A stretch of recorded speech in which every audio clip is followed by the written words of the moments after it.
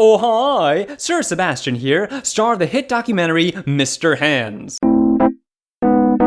Americana. Nobody does it better than Hershey's. Most of the time when you ask somebody in the States what their favorite chocolate bar is, 9 times out of 10, they're gonna say Hershey's. It's quintessential to the American culinary experience. And as an American, my diet is heavy with self-loathing and Hershey bars. And while I may be getting plenty of the former, the latter is decidedly absent in my life. So enter the Hershey's milk chocolate bar. Originally, back in the day, chocolate wasn't as bountiful and as plentiful as it is now. It was actually reserved for nobility and sexy horses. But then, homeboy came through, John Hershey or Milton Hershey's or Dick Hershey's, one of the guys, and said, you know what, I'm gonna make a chocolate bar and give it out to the maxes. Decidedly, it was a lot waxier back then, and I'm assuming this fresh formula that they've got now changes it up to make it more palatable. Let's go ahead and find out. Let's go and crack this bad boy in half. Oh boy, just peel it out there. There you go, just plop it on the plate there.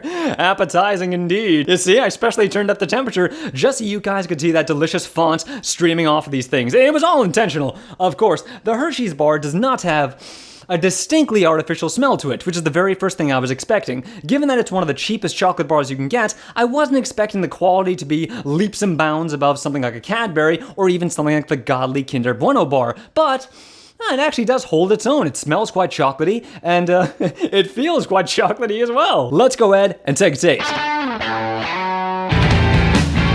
Man, for once can I eat something that doesn't leave a massive mess all over my table? It's actually not bad. The milk chocolate Hershey solids are satisfactory, there's no doubt about that. However, there is still remnants of that old school, waxy, candle-like taste there way after you take a bite. It's nothing overbearing or anything like that, but you do sort of notice it. Nothing about this bar is tremendously good. Nothing about this bar is tremendously bad. It's decidedly average in pretty much every aspect you can think of, and mediocre is the very first word I think of when I look at this thing. But sometimes, basic is as basic does, and right now, it's giving me quite a buzz.